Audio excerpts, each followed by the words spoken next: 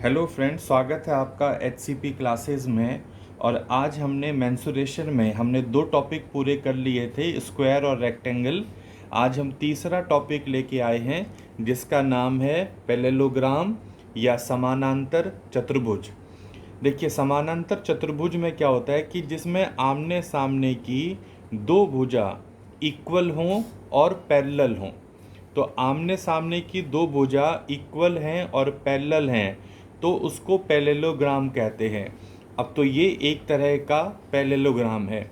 अगर हम रेक्टेंगल पे ध्यान दें, जिसे हम आयत कहते हैं, अगर हम आयत पे ध्यान दें तो ये भी एक तरह का क्या है, रेक्टेंगल है, क्योंकि इसमें भी आमने सामने की भुजा क्या हैं, बराबर हैं और दोनों एक दूसरे के पैरेलल भी हैं। तो अब इसकी अगर हम कुछ प्रॉपर्टीज़ देखें तो देखिए, पहली property, the parallelogram that inscribe in a circle.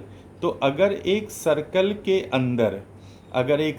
के अंदर हम एक पैरेललोग्राम बनाते हैं तो ये जो पैरेललोग्राम बनता है इसको हम रेक्टेंगल कहते हैं। रेक्टेंगल का मतलब आयत। तो एक पैरेललोग्राम जो एक सर्कल के अंदर बनता है वो रेक्टेंगल कहलाता है।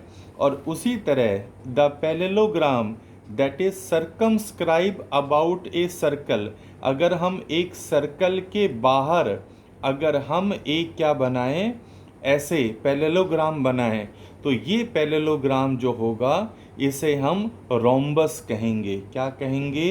रोम्बस। अच्छा, एक इनकी दूसरी प्रॉपर्टी ये भी है, जैसे कभी पूछेगा एक पैरेललोग्राम जिसके दोनों एक पैरेललोग्राम जिसके दोनों डायगोनल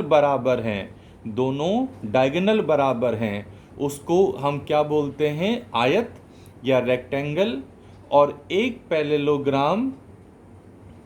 पैरेललोग्राम जिसके जिसके दोनों डायगोनल जो हैं वो एक दूसरे को 90 डिग्री पर काटते हैं तो उसे क्या बोलते हैं? रोम्बस। और अगर हम दोनों प्रॉपर्टी को मिला दें, दोनों प्रॉपर्टी का मतलब एक ऐसा पैरेललोग्राम क्योंकि वर्ग भी एक तरह का पैरेललोग्राम है। अगर हम कह दें एक ऐसा पैरेललोग्राम जिसके दोनों डायगोनल्स भी बराबर हों और दोनों डायगोनल एक दूसरे को 90 डिग्री पर काटें तो उसको हम क्या बोलेंगे? उसको हम बोलेंगे वर्ग या स्क्वायर। तो ये बेसिक प्रॉपर्टी है इसकी। अगर हम इसके एरिया पे ध्यान दें तो इसका एरिया जो होता है, देखो ये एक पैरेललोग्राम है, जैसे ये हमारा बेस है और ये हमारी जो हाइट है, हाइट हमेशा परपेंडिकुलर होता है। तो इसका एक फार्मूला तो हो गया बेस इनटू हाइट। ठीक, तो ये बेस इनटू हाइट से आपका आंसर समझ में आ जाएगा।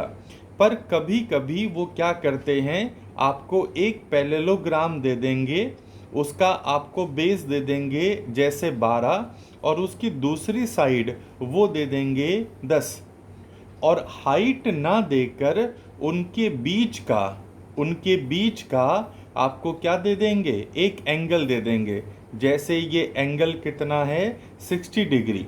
तो कभी भी जब कभी ऐसा क्वेश्चन आए, आपको एक पैरेललोग्राम के दो साइड दे रखे हों और उनके बीच का एंगल दे रखा हो, तो आप वहाँ पर हमेशा ध्यान रखिए इसका एरिया होता है base into height into sine theta. जो वहाँ पर वो थीटा का मान है उसको साइन थीटा में उसकी वैल्यू डाल करके आप उसे सॉल्व कर दीजिए। तो एरिया निकालने का पहला मेथड ये है, एरिया निकालने का दूसरा मेथड ये है। अब देखो, अगर इसका एरिया हम एक तीसरे मेथड से देखें, कभी वो आपको एक पैरेललोग्राम दे दे, जैसे इसकी दो साइड्स 12 हैं और दो साइड्स इसकी क्या हैं? 14 या 14 हैं, और एक आपको क्या दे दे? एक आपको इसका डायगोनल दे दे और ये पूछ ले कि इसका एरिया कितना है। तो ऐसे में ना आपको बेस इंटू हाइट का फार्मूला लगेगा, ना ये वाला फार्मूला लगेगा। तो आप ऐसे में क्या करना, देखो एक पैरेललोग्राम का जो डायगोनल है, डायगोनल वो उसको दो बराबर त्रिभुजों में, ट्रायंगल में क्या करता है, बांटता है। तो हम यहाँ पर क्या करेंगे, इस वाले ट्रायंगल का एरिया निकाल लेंगे। अब आप जानते हैं एक ऐसा ट्रायंगल जिसकी तीन भुजाएं आपको दे रखी हों, तो आप उसका एरिया कैसे निकालते हैं, हीरो के फार्मूले से। तो हीरो के फार्मूले से पहले हम S निकाल लेंगे, A plus B plus C by 2, और फिर हीरो का फार्मूला जो है वो लगा देंगे S माइनस ए, S माइनस बी और S माइनस सी। इससे हमारा एक ट्रायंगल का एरिया आ जाएगा, और फिर ऐसे ही उसका डबल करके दूसरे ट्रायंगल का एरिया भी आ जाएगा। दोनों को जोड़ देंगे, हमारा एरिया निकल आएगा। अच्छा, अगर इसमें कभी ऐसे क्वेश्चन आए कि आपको एक राइट एंगल ये दे दे, पैरेललोग्राम दे दे, और उसकी जैसे आपको दो साइड्स दे दे, या ऐसे दे दे, साइड्स भी ना दे, उसका आपको डी दे दे, एक डायगोनल दे दे, और उस डायगोनल पर दो परपेंडिकुलर की क्या दे दे, लंबाई। और जैसे ये इसका एक डायगोनल कितना है, जैसे 12, इसकी एक हाइट जो ये इसकी एक भुजा से, जैसे वो कहेगा ए बी सी डी एक पैरेललोग्राम है, ए से बी डी पर एक लंब डाला, एक परपेंडिकुलर डाला ई, जिसकी लंबाई वो कह दे 8 है, 8 मीटर 8 सेंटीमीटर कुछ भी बोल दे। और दूसरा यहाँ सी से बी डी पर एक परपेंडिकुलर डाला जिसकी लंबाई जो है वो 6 है। अब वो कह दे इसका एरिया क्या है। तो देखो यहाँ पर एक बात हमेशा ध्यान रखना, चाहे कोई भी एक ऐसी फिगर हो, देखो चाहे वर्ग हो, चाहे रोम्बस हो, चाहे वर्ग हो, चाहे रोम्बस हो, जहाँ पर भी दो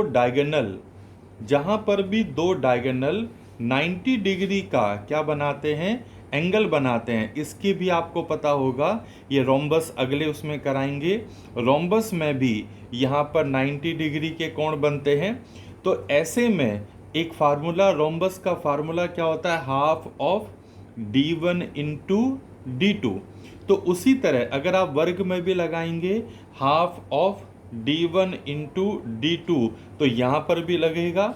आप यहाँ पर भी लगा दो हाफ ऑफ d1, तो d1 आप इसे ले लो, ये कितना है 12, और d2 आप किसे ले लो, इसे यहाँ से यहाँ तक ये कितना है 6, और यहाँ से यहाँ तक ये कितना है 8। ये अलग अलग है।